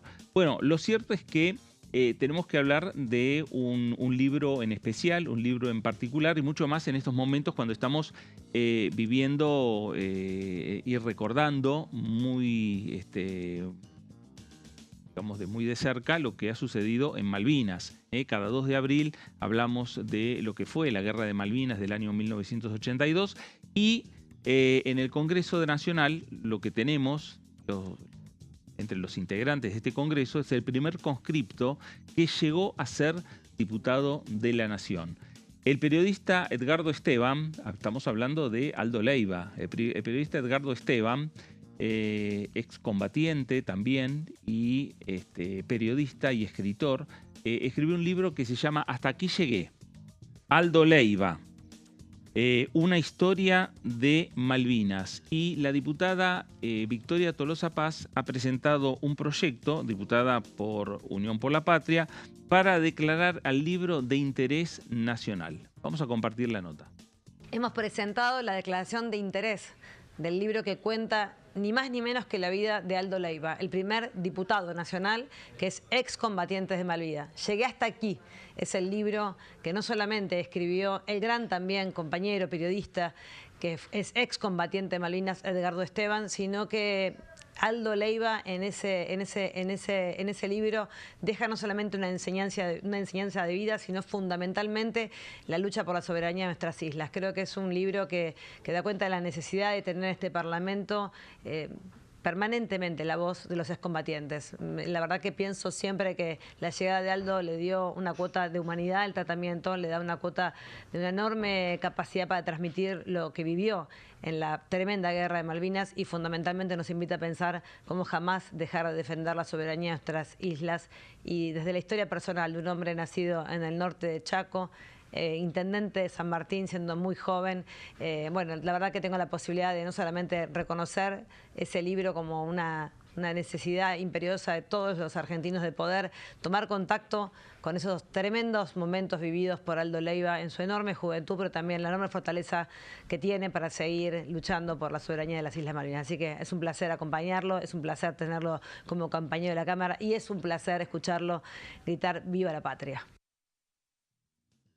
Ahí estamos, con el diputado Aldo Leiva. Aldo, gracias por acompañarnos. Qué momento, No, gracias a ustedes. La verdad que sí, qué momento. Creo que también era un tema que en lo personal tenía como proyectos desde hacía bastante tiempo. Y bueno, finalmente con Edgardo Esteban, que es amigo mío, que nos conocemos hace muchos años, decidimos poder escribirlo y la verdad que Edgardo es muy bueno para poder transcribir en un libro no el mensaje, sino la narración mía y que arranca todo esto a partir de mis primeros recuerdos como niños, que se crió en un espacio muy humilde, en el paraje Buenavista, siempre digo, cerca de General San Martín, en la provincia del Chaco, y va pasando por diferentes etapas, y una de esas es el referido a la Guerra de Malvinas, donde a partir de un episodio particular y de situación límite que me tocó atravesar, bueno, Edgardo lo tituló Hasta aquí llegué. Por lo tanto, cuando me preguntan sobre el libro, digo, es algo que tiene que ver con un mensaje que uno pretende dar a los miles y miles de niños argentinos de nuestro país que por el solo hecho de nacer en un hogar humilde muchas veces no tienen las posibilidades de poder salir adelante. Reivindico mucho la tarea de los docentes, fundamentalmente los de educación pública rural. Pongo de manifiesto la importancia que tiene en la familia la mirada de papá y mamá, que a lo largo de la historia de la humanidad son los referentes principales que tenemos en la vida. Pasamos después por la etapa de la escuela secundaria, con anécdotas, convivencias, y bueno, ahí llegamos a la Isla Malvina, que es el motivo principal y que le da título al libro. Y bueno, a partir de ahí también continúa prácticamente hasta nuestros días, donde sin duda hablamos de militancia política, hablamos de responsabilidades y también llegamos hasta la actualidad en esta etapa que estoy viviendo como diputado de la Nación. Aldo, me facilita el libro, también, ahí nomás, ahí está. Consultarlo, ¿lo conoció Edgardo antes también? ¿Se conocieron en Malvinas? No, a Edgardo lo conocí hace unos 15 años atrás. Ahí estamos viéndolo, el libro. Ahí está el libro. Edgardo Esteban, hasta aquí llegué y la imagen del conscripto Aldo Leiva. En ese momento, ¿qué se le cruzó en la cabeza? ¿Qué pensaba? Pensaba en a ver cuándo termina esta locura, pensaba a ver cuánto extrañaba a la familia, pensaba hay que defender la patria. Hay muchas cuestiones que se pasan por la mente, en ese caso de un joven. En principio siempre digo, sentía el orgullo de ir a defender la patria, estaba convencido, como miles y miles de argentinos, pero el paso del tiempo me hizo sentir utilizado por una dictadura que se estaba yendo, que a partir de un tema muy sensible a los intereses de nuestro pueblo, bueno, nos llevó a una guerra sin sentido que generó una herida muy profunda en la sociedad argentina que sigue existiendo. Por otra parte, ¿qué sentimientos tenía? Y en principio de euforia, cuando nos fuimos dando cuenta de la situación en que estábamos. Bueno, la frustración, el dolor, el frío, el hambre, la depresión, la idea de que se termine por favor todo, y en ese de que se termine todo también, una de las formas era que la vida terminara con uno. Así que una serie de situaciones que fueron, y seguramente para cualquier persona, pero en especial para una persona joven, debe seguir siendo una situación muy, muy, muy compleja de sobrellevar. Diputado, en este contexto preguntarle, hay una guerra en este momento en el mundo, la posición de Argentina está clara también respecto, no sé si de Argentina, sino del gobierno, ¿no? Y algo de lo que justamente se habló semanas atrás, tanto en la sesión como en comisiones que hubo, es la importancia de que el Congreso, ¿no?, se exprese respecto de este conflicto bélico que está sucediendo. Bueno, ¿qué es lo que usted observa, analiza y piensa que habría que hacer desde el Parlamento? Bueno, en principio, toda guerra es una locura. La que estamos viviendo y las que estamos viviendo en este momento en el mundo no tienen ningún sentido más que las aspiraciones desmedidas de los hombres, la idea de avasallar al otro sin importar las consecuencias. Y en ese contexto, junto a otros diputados, hemos presentado un proyecto, lógicamente siguiendo la línea histórica de nuestro espacio político, que es no a la guerra, tratando de que el Ejecutivo Nacional entienda que no es el camino sumarse a esta locura, no es el camino seguir este alineamiento incondicional con Donald Trump, sino el camino es la búsqueda de acuerdos que nos permitan superar situaciones como esta, entendiendo que los tiempos que vivimos, donde las comunicaciones, donde la posibilidad de que hombres y mujeres puedan mantener nexos casi de inmediato, no justifica, ninguna guerra se justifica, pero guerras en la actualidad me parece que no debieran directamente ni ser consideradas. Pero bueno, estamos en un mundo beligerante, estamos en un mundo de odio, estamos en un mundo donde pareciera ser que vale todo. Nosotros creemos que no es así, nosotros creemos que debemos levantar nuestra voz en favor de la paz, en favor de la conciencia de que debemos terminar con todo este tipo de locuras. Diputado, quería preguntarle por su experiencia en Malvinas, ¿cómo lo traslada al Congreso y a su rol como diputado? ¿Qué experiencia le suma usted a esta Cámara? Bueno, básicamente la vivencia de alguien que, si vamos a la cuestión de la guerra, ¿no es cierto? Si vamos a lo que es la experiencia de la guerra, ¿qué sumamos? El hecho de, como siempre digo, a mí no me contaron lo que es combatir, combatí, no me contaron lo que es el dolor, el miedo, el llanto, la frustración, la depresión, no me contaron lo que es estar al borde de tomar una drástica decisión, que es la de quitarse la vida, no me contaron lo que es sufrir por mis camaradas, no me contaron lo que es el enorme dolor de tener que ver nuestra bandera quitada del mástil y ver flamear la bandera británica.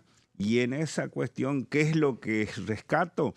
Es la posibilidad de decirle a las nuevas generaciones fundamentalmente que es muy importante en este tiempo continuar la lucha, continuar la batalla, pero sin armas, entendiendo que cuando luchamos, estamos luchando por algo que es nuestro, por razones históricas, geográficas y políticas, y también transmitir de que desde mi mirada, la soberanía no solamente debe ser un concepto territorial, sino debemos aspirar a la soberanía educativa, alimentaria, a la soberanía de nuestros estudiantes. En definitiva, tantos aspectos que requiere de que seamos verdaderamente soberanos ante el mundo. Si logramos avanzar en todas esas cuestiones, no tengo la menor duda que estamos dando pasos significativos para avanzar en algún momento en la soberanía territorial,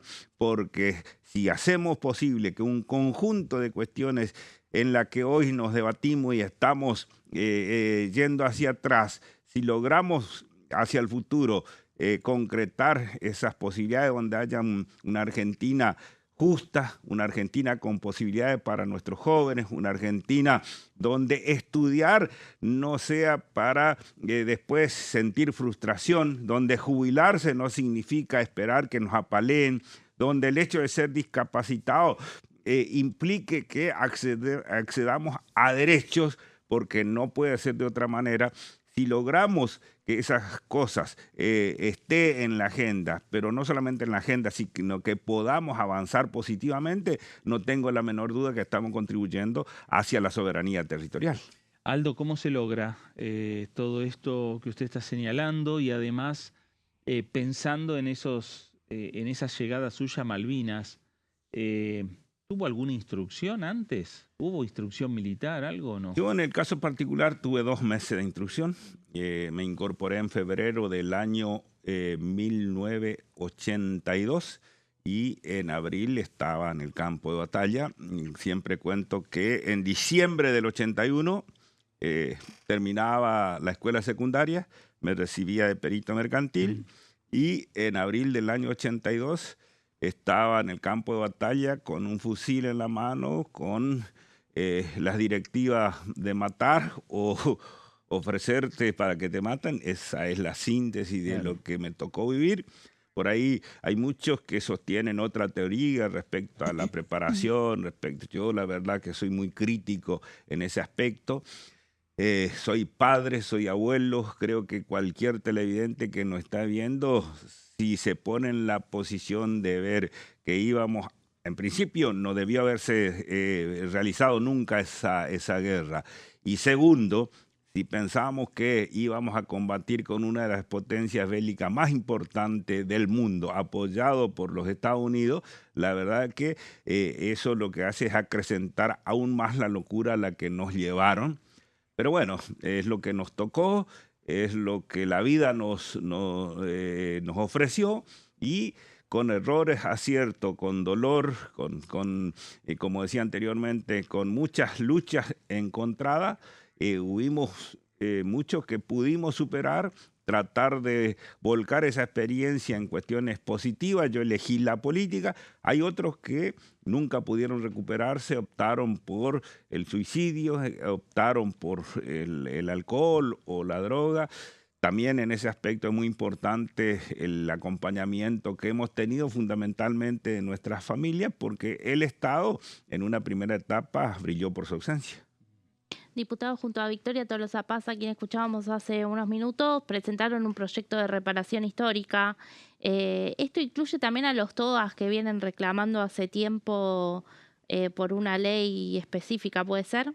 No, esto no incluye a los TOA, esto está específicamente orientado a los soldados que durante 104 meses habían sido abandonados a su suerte. Entonces lo que se plantea es una reparación histórica de lo que no se había dado hasta que salió la pensión de guerra, que es la que actualmente tenemos. Ah, claro. Y una pregunta más respecto de mañana, otro tema. Se reúne la comisión que usted preside, Asuntos Cooperativos, Mutuales y ONG. ¿Qué se espera para ese encuentro? En principio, escuchar a las cooperativas. La semana pasada estuvimos con las mutuales, las cooperativas que están viviendo una situación muy, muy compleja a lo largo y a lo ancho de nuestro país. Esta comisión que me toca presidir pretende nada más y nada menos que ser un oído que tome las demandas, que después pueda trabajar con el resto de los diputados y diputadas para ver de qué manera logramos que de alguna manera, valga la redundancia, ese sector tan importante para la vida de los argentinos y argentinas pueda tener un norte hacia el futuro. Aldo, gracias por visitarnos, gracias por contar esta experiencia, por contar ese momento que me parece que a usted le hace bien contarlo. Y cada vez que cuenta algo de Malvinas en el recinto es un silencio porque también le interesa al resto de la Cámara. No, gracias a ustedes. Si me permiten, les voy a dejar este ejemplar acá para que nos ayuden a difundirlo. También, ¿por qué no?, para que otros camaradas puedan animarse a contar su propia historia, que es la manera que tenemos de transmitir a las nuevas generaciones que la patria es muy importante, que la mejor forma de honrar a los que dieron su vida es justamente tratando de ser buenos argentinos, buenos ciudadanos. Y desde aquí, a mis camaradas que dieron la vida, que son 649, como digo siempre, viva la patria, viva la generación Malvina, y no los olvidamos. Hasta aquí llegué. Aldo Leiva, una historia de Malvinas, escrito por el periodista y también combatiente Edgardo Esteban. Gracias, diputado. Bueno, hablamos de la agenda que tiene la Cámara de Diputados de la Nación. ¿Por qué? Porque tenemos que señalar, y ya lo iba adelantando Aldo, mañana a las 11 de la mañana. Sí. Ahí tenemos. Arranca justamente con la comisión que preside el diputado. Asuntos a las Cooperativos. 11 de la mañana. Es una reunión informativa también. Y luego, tenemos las reuniones de pequeñas empresas, de pymes y comercio, una reunión conjunta también donde van a venir representantes de la CAME. Así que son esas dos reuniones en principio que son informativas, y luego tenemos sala de deportes que le sigue, y finalmente el plenario de Asuntos Constitucionales y Legislación General para empezar a hablar de la ley Hojarasca. Hojarasca, no tema central. Ahí van a estar dos funcionarios nacionales, dos funcionarios del Ministerio de Desregulación, Alejandro Cacase y Maximiliano Fariña. Así es, sí. Y también hay una más, una comisión más a las 16:30, la de Obra Pública, que preside Martín Aveiro de Unión por la Patria. Allí van van a hacer un repaso también respecto de las obras públicas que todavía no ha habido un acuerdo con el Poder Ejecutivo Nacional para que las provincias puedan hacerse cargo justamente de las que quedaron pendientes. Bueno, ahí tenemos la agenda de el Congreso Nacional, la agenda de mañana, de esta Cámara de Diputados de la Nación. Nos quedan unos minutos nada más antes de terminar Pasos Perdidos. Falleció, como todos ustedes saben, a la edad de 86 años, el ex diputado nacional, actor también, estamos hablando de Luis Brandoni. Obviamente hay un reconocimiento amplio, ahí tenemos la Cámara de Diputados recordando a Luis Brandoni, en el ex diputado nacional, que fue diputado entre los años 1997 y el 2001. Sí, así es. Sí. Ahí tenemos lo que fue el posteo de la Cámara de Diputados de la Nación. Lamenta el fallecimiento de Luis Brandoni, reconocido actor y ex diputado nacional por la provincia de Buenos Aires. Lo que decíamos anteriormente, entre los años 1997 y 2001. Está siendo despedido en este momento en la legislatura porteña, ¿no? Está siendo despedido por familiares, amigos, actores. Vimos pasar algunos actores también que... La Secretaría de Cultura también que despide a Luis Brandoni, figura indiscutida de la escena argentina, el actor que falleció a los 86 años de edad. Estaba trabajando en este momento, había sufrido un accidente, pero antes estaba trabajando en una obra con Soledad Silveira. Claro, exactamente. Y hoy lo recordaron en las redes, muchísimos dirigentes, legisladores, también los bloques, ¿no? Radicales. Bloque radical del Senado, el bloque radical de diputados. Allí vemos un mensaje de Ricardo Alfonsín, justamente un alfonsinista de la primera hora, Brandoni, siempre con la militancia con la UCR, incluso en estos últimos años participando de Cambiemos, de Juntos por el Cambio. Ahí también la diputada nacional Karina Banfi. Fue candidato en 2023 en la lista de Patricia Bullrich y Luis Petri, que también hoy lo recordaron. Ahí está una foto justamente con Bullrich. Quien recuerda eso, ¿no? Que le acompañó en la boleta de 2023. Sí, exactamente. Patricia Bullrich. Ahí lo tenemos a Guillermo Francos, el ex jefe de gabinete. Con Ricardo Alfonsín compartieron campaña política por la provincia de Buenos Aires en el año 2007. Candidatos a gobernador y vicegobernador. Ahí está el expresidente Mauricio Macri también. En la despedida, hoy despedimos todos a Luis Brandoni, Miguel Ángel Pichetto. También la política en general. Sí, de todos los bloques. Ahí está el mensaje del bloque, ¿no?